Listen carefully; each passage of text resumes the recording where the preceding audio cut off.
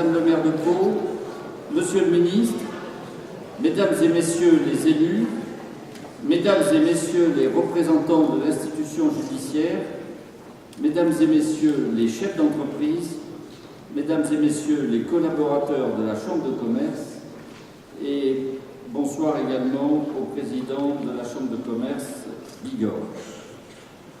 Merci d'être venus nombreux ce soir et je vais profiter de votre présence pour présenter le bilan de nos activités, leurs perspectives et évoquer nos propositions pour notre BA.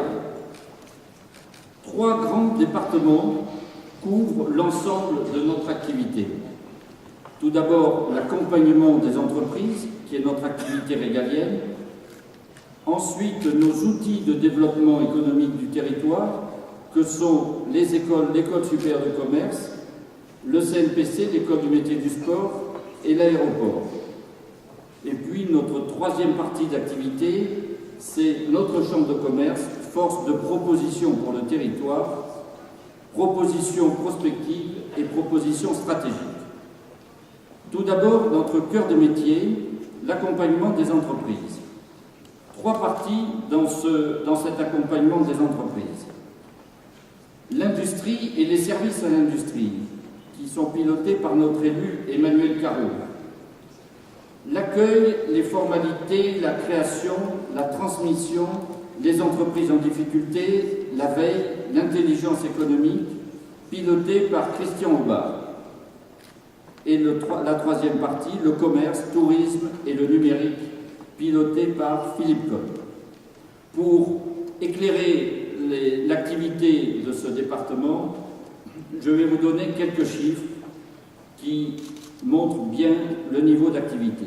En 2013, 20 000 visiteurs, plus de 10 000 formalités réalisées, 3 000 rendez-vous individuels, plus de 800 créateurs et repreneurs accompagnés, plus de 1700 entreprises sensibilisées à l'innovation, l'intelligence économique, au développement durable à l'international. Pour réaliser ces contacts avec nos ressortissants, nous avons des manifestations. Et ces manifestations les plus marquantes ont été la fête de l'entreprise, qui se renouvelle cette année et chaque année, 250 personnes environ, les assises du commerce, 250 personnes, la sensibilisation aux normes du handicap et de l'accessibilité, qui est un programme lourd, d'ici la fin de l'année 2014, où nous avons sensibilisé actuellement 400 entreprises, et surtout la nuit de l'orientation. Je dis surtout parce que ça a été une réussite qui nous a dépassé par son succès. En 2013, au mois de mars, nous avons reçu plus de 1500 jeunes, et je dois dire que nous remercions l'ensemble des entreprises qui représentent tous les métiers, et cette année, cette opération est renouvelée le 7 février prochain, de 17h à 23h. L'année dernière, c'est 1500 jeunes venus accompagner. Nous avons donc reçu, en l'espace de 5 heures de temps, 3000 personnes à notre siège, place Clémenceau. L'ensemble de ces manifestations sont accompagnées aussi par des créations de clubs ou de clusters, et notamment en 2013, le cluster équin, pour mieux accompagner la filière équine, et également un club autour des géosciences et de l'énergie, Oil and Gas à Dourbéa. L'ensemble de ces manifestations sont couvertes par des labels comme Préférence Commerce et Entreprendre en France. La deuxième partie de ma présentation, ce sont nos outils de développement du territoire. Et là-dedans, je vais commencer par tout d'abord l'École supérieure de commerce. Pour donner quelques chiffres, en 2011, 1160 étudiants, en 2013, 1625. Et là-dedans, nous trouvons les étudiants grade grande école, bachelor ou formation continue. Budget d'un peu plus de 14 millions d'euros. Mais cette école, sa particularité, c'est la volonté de son ancrage sur le territoire que nous portons, notre partage de stratégies et de réflexion avec l'IAE et l'Université de Pau et des Pays de l'Adour, pour qu'il y ait véritablement un pôle de management sur ce territoire. Nous avons voulu aussi que cette école aient des chaires qui soient reconnues comme la chaire mécénat ou des chaires qui soient véritablement inscrites dans notre territoire comme la chaire agro-industrie qui est sur le point d'être lancée. Et en prévision, nous aurons vraisemblablement une chaire RSE. La particularité de cette école, on parle souvent de l'apprentissage, eh bien c'est le fait que nous sommes une école de pointe en France, et c'est rarement des chiffres aussi importants qui sont affichés. Nous avons actuellement en cours 316 apprentis, ce qui prouve l'intégration rapide dans le milieu du travail. Et pour terminer, j'évoquerai la fondation, qui est dotée bien sûr par des entreprises, qui aide quelques jeunes étudiants qui ont des besoins, effectivement, et d'ailleurs, demain soir, nous remettrons des bourses dans le cadre de cette fondation. L'école, ce n'est pas simplement une école qui est cloisonnée par rapport à son territoire. Elle travaille pour son territoire aussi. Et les exemples de contribution, je voudrais en citer deux essentiels. Tout d'abord, nous avons depuis 4 ans des étudiants qui ont travaillé sur l'Observatoire du territoire, aide à l'élaboration en quelque sorte d'une politique touristique. Et les réflexions, les recherches de leurs travaux peuvent aujourd'hui amener à définir des chemins du patrimoine, des chemins des artistes, des chemins de la culture, des chemins de la gastronomie, du vin. Et imaginons que demain nous puissions mettre en place un site à travers le monde, eh bien, à l'autre bout de la planète, nous pourrions connaître ces facettes de notre territoire. La deuxième partie de ces contributions, ce sont les conférences. Nous avons des conférences de très grande qualité et nous avons voulu donner un meilleur accueil ou une structure pour certains conférenciers philosophes et nous avons mis en place depuis 3 ans la Semaine de la philosophie qui a un grand succès. Et puis, également, pour rester plus aussi dans l'école et le management, nous avons lancé depuis cette année la Semaine de la finance avec des grands comptes du CAC 40 et notamment des explications aux actionnaires des territoires. La deuxième structure d'enseignement, l'École des métiers du sport, qui travaille aussi comme outil de développement du territoire, est née ici, dans notre territoire, il y a 33 ans, à la rencontre de fabricants d'articles de sport, de ski en particulier, qui recherchaient des lieux de formation et qui ont trouvé Pau, proche des Pyrénées, qui ont demandé à la CCI de Pau, effectivement, de travailler aussi sur la région de Grenoble. C'est pour ça que nous avons Pau et Grenoble depuis pratiquement 33 ans. L'évolution, bien sûr, de ce marché est sans précédent. Aujourd'hui, c'est un marché en pleine croissance et nous avons dû adapter cette école pour suivre la progression tant des fabricants que des distributeurs. En 2013, sachez que ce chiffre d'affaires des métiers du sport, des articles de sport, est de plus de 10 milliards, croissance de 6%. C'est un secteur qui emploie 50 000 salariés, 6 500 magasins en France. L'innovation est aussi permanente, tant chez les fabricants que chez les distributeurs. Et le conseil au niveau de la vente est indispensable. Ce qui fait que la formation que nous dispensons trouve tout son sens et que nous sommes véritablement en symbiose totale avec nos partenaires. Nos partenaires, qui sont-ils? Le Club Méditerranée, Quicksilver, Decathlon, Rossignol, Gosport, Intersport, et je ne vais pas tous les citer, mais la problématique devant laquelle on se trouve, c'est comment accompagner nos partenaires dans leur développement à l'international. Qui formons-nous? Nous formons des techniciens du ski, du site, de la vente, aujourd'hui dans l'équitation également, puisque nous venons de signer une convention avec les haras nationaux, dans le golf, dans le running et le bootfitting. Nous avons formé en 2013 2800 personnes dans l'année. Ces 2800 personnes ont un taux de placement à 95% dans les 6 mois. Et si nous ouvrons bientôt sur Paris, c'est parce qu'il y a une demande de 1000 personnes par an sur la région parisienne. Alors, nous avons voulu faire évoluer aussi cette école et nous avons créé un bachelor à Pau en 2012, à Grenoble en 2013 et Paris bientôt en 2014. Notre projet futur, c'est que notre école supérieure de commerce et notre école des métiers du sport converge vers la mise en place d'un master pour les métiers du sport. Des sportifs, bien sûr, nous accompagnent. Je vais en citer deux. Un, parce qu'il est dans la salle, c'est Mike Parisi qui participe effectivement à des interventions sur le site.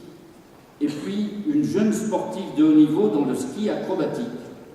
Et j'espère qu'elle montera sur la plus haute marche du podium, puisqu'elle est la marraine de notre promotion 2014 et qu'elle va participer dans 10 jours aux Jeux Olympiques de Sochi. Il s'agit d'Anaïs Caradeux. Voilà pour les écoles. J'aborde maintenant la troisième partie, outil de développement, c'est l'aéroport. L'aéroport, je ne répondrai pas bien sûr à toutes les questions à droite ou à gauche, je tracerai l'essentiel de cet aéroport. Parce qu'il ne faut pas oublier que la crise de 2009 avait vu descendre le nombre des passagers de 810 000 à 690 000, 120 000 passagers en moins. Alors là, il faut rappeler aussi que la participation de la Chambre de commerce a été efficace. Nous avons intégré dans nos différentes structures plus de 12 salariés qui étaient à l'aéroport pour alléger la masse salariale, ce qui fait une économie annuelle de plus de 450 000 € charges comprises par an que la Chambre de commerce offre à la gestion de notre aéroport, ce qui lui a permis de retrouver rapidement un équilibre, mais même un excédent. Mais la crise est toujours là. Nous avons vu dernièrement que CityJet arrêté sur Londres parce que c'était une compagnie qui était en vente et que le groupe Air France s'en séparait. Alors quel est le bilan aujourd'hui de notre aéroport? C'est 3 lignes par jour sur Roissy, 6 sur Orly, 3 sur Lyon, 2 sur Marseille et 2 sur la Corse. Car peut-être vous ne savez pas, nous avons Bastia et depuis 8 jours j'ai obtenu Ajaccio. Nous poursuivons cette analyse de recherche de lignes. Et dernièrement, lors de nos entretiens avec Hop, Air France et KLM, je peux annoncer ce soir qu'ils étudient le hub d'Amsterdam pour 2015 et la mise en place d'une ligne Hop pour Londres. Mais je pense qu'il faut aussi regarder qu'est-ce que c'est qu'un hub et l'analyse, par exemple, du hub de Lyon. Le hub de Lyon, vous pouvez aller tous les jours, si vous le voulez, en partant à 6h30 du matin et arriver à 9h30 à Bruxelles, et revenir le soir à partir de 17h au départ de Bruxelles, aller-retour sur Pau, à des tarifs que je ne vais pas rentrer en détail, mais qui seront tous affichés sur le site de la CCI très rapidement. Le hub de Lyon, c'est une croissance continue, puisqu'on annonce à Paris déjà plus de 12% sur le premier trimestre, mais les 24 destinations aller-retour par jour. Les plus fréquentées au départ de Pau, c'est Metz-Nancy, Strasbourg, Lille, Rennes, Milan. Mais vous avez comme destination aussi Bologne, Bruxelles, Rome, Prague, Venise, Brest, Caen, Nantes, Mulhouse, et j'arrête là la litanie. Mais vous voyez bien l'importance des hubs pour des aéroports comme le nôtre. Pour terminer sur cette présentation du hub de Lyon, j'en arriverai aux tarifs qui sont toujours très particuliers pour certains et appréhendés difficilement pour d'autres. J'ai obtenu que Air France et Hop fassent une réunion de présentation de leurs nouveaux tarifs le 17 mars. Ça se passera à l'École supérieure de commerce. Et j'invite tous les chefs d'entreprise qui veulent venir écouter les nouveaux tarifs et faire part de leurs propositions ou de leurs demandes à venir à cette réunion.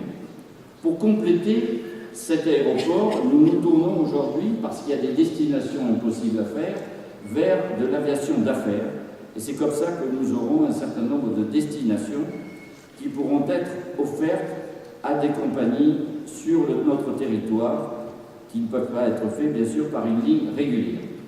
À côté de ça, nous travaillons beaucoup sur le poste d'inspection frontalier, ce qu'on appelle le PIF en abrégé.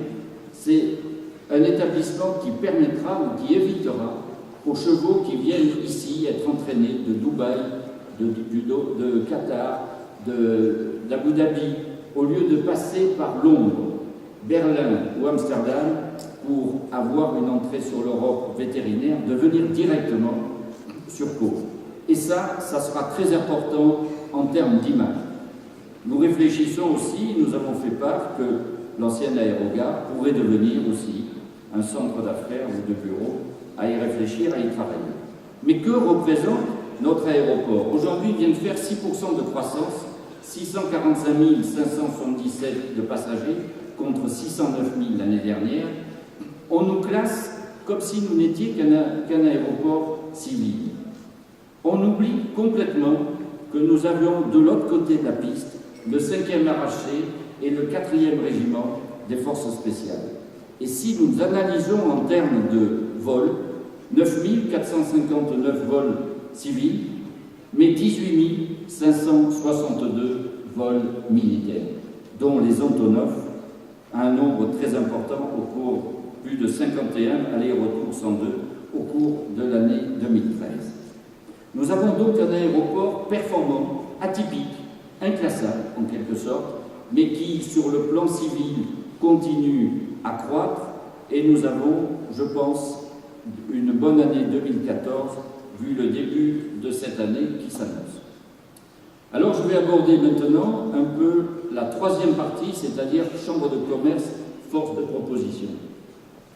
Nous souhaitons en particulier que des débats soient ouverts sur des sujets.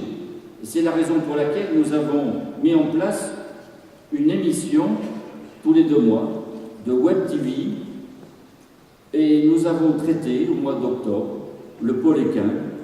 En décembre, nous avons traité avec mon ami Brunet, ici présent, président de la Bigorre, Béarn Bigorre, et le 3 février prochain, le sujet sera jeunes et entreprises, quel dialogue et perspectives possibles.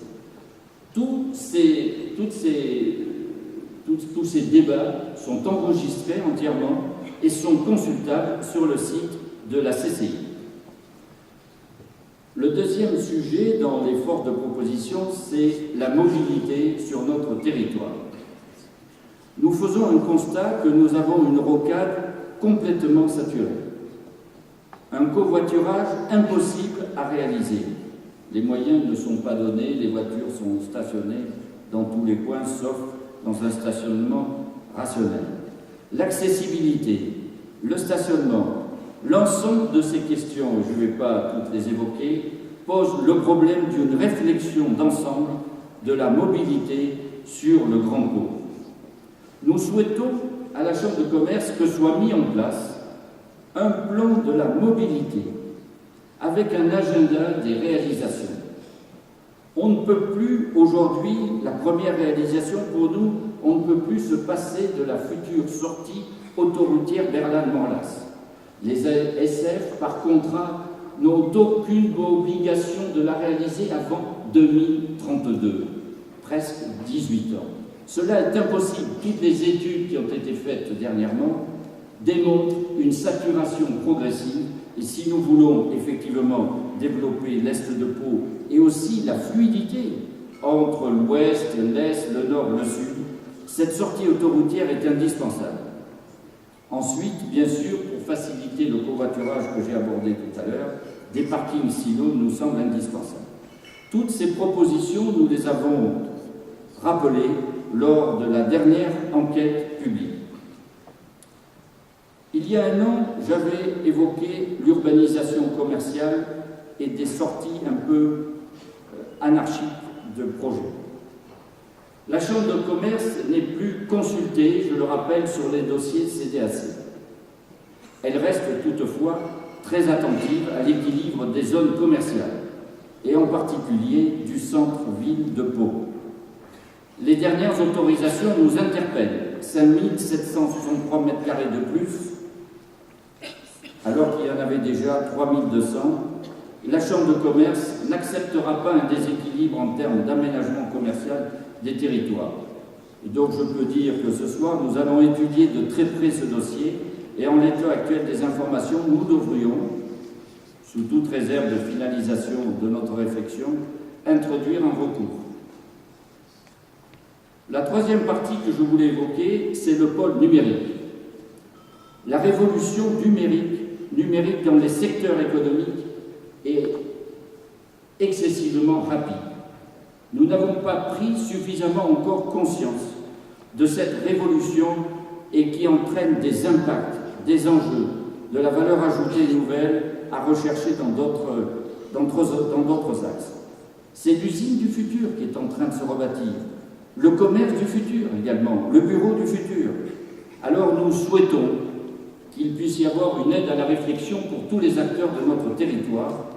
Et cette aide à la réflexion, nous avons avancé dans ce sens en rassemblant toutes les entreprises du numérique de notre territoire, et nous souhaitons donner corps à cet axe de réflexion sur le numérique pour que demain, tous ceux qui pourront avoir des besoins de réflexion puissent être informés et accompagnés si nécessaire. Autre point que je voulais aborder, c'est la politique du lien entre tous les acteurs du territoire. Aujourd'hui, nous, Chambre de commerce, nous sommes l'émanation des instances patronales, MEDEF, la CGPME, mais surtout les branches aussi professionnelles, mais nous n'avons pas vocation à créer un club. Nous avons vocation, en revanche, à fédérer tous les acteurs précédemment nommés et aussi toutes les associations de chefs d'entreprise, comme l'ACPLUS, comme le CJD, qui d'ailleurs au passage tient une manifestation importante le 31 janvier, vendredi au Zénith, Pau Commerce, les clubs affaires, l'ensemble de ces acteurs, nous devons les fédérer dans des manifestations qui donnent du lien entre tous et qui donnent de la valeur ajoutée et qui permettent de progresser par les échanges. Nous avons relancé dernièrement le business dating et nous axerons nos efforts sur l'ensemble de ces échanges pour que cette politique du lien soit véritablement de plus en plus concrète. Et cette politique du lien, elle a un lien avec la Bigorre. La Bigorre, aujourd'hui, nous appartenons, Bigorre comme Pyrénées-Atlantiques, nous appartenons à deux régions différentes, Midi-Pyrénées et Aquitaine. Mais c'est tout à fait paradoxal. Pau et Tarbes se tournent le dos et ça fait depuis 1973 un énorme gâchis sur le plan du développement et véritablement de la participation de tous les acteurs à créer ce troisième pôle économique indispensable du Grand Sud-Ouest. Nous avons dans ce Grand Sud-Ouest deux métropoles très attractives, Bordeaux et Toulouse. Tant mieux pour elles, mais à nous de montrer aussi de l'attractivité et de construire une attractivité du territoire. Et je compte bien, puisque nous avons une forte volonté d'avancer ensemble sur la construction de ce troisième pôle, que nous arrivons le plus rapidement possible à additionner nos forces en termes de valorisation de nos entreprises, du tourisme, de la formation, des infrastructures. En juillet prochain, avec mon ami Brunet, nous mettrons vraisemblablement en place un groupement interconsulaire et nous avons l'ambition que les prochains business dating ne se tiendra pas simplement en Béarn, mais ça sera Béarn-Bigorre, tous les 6 mois en Béarn, tous les 6 mois en Bigorre, et pourquoi pas un salon de nos entreprises qui montrera la qualité de ce territoire. Au-delà de ça, sachez que nous partageons la même idée sur les relations avec l'Aragon, et dans ce cadre-là, nous nous rendons ensemble à Huesca le 6 février prochain. J'aborde maintenant le marketing et l'attractivité du territoire. Attractivité du territoire. Comment rendre notre territoire attractif ? Si nous analysons notre territoire, tout le monde nous jalouserait s'ils savaient tous les atouts maîtres que nous avons dans notre territoire.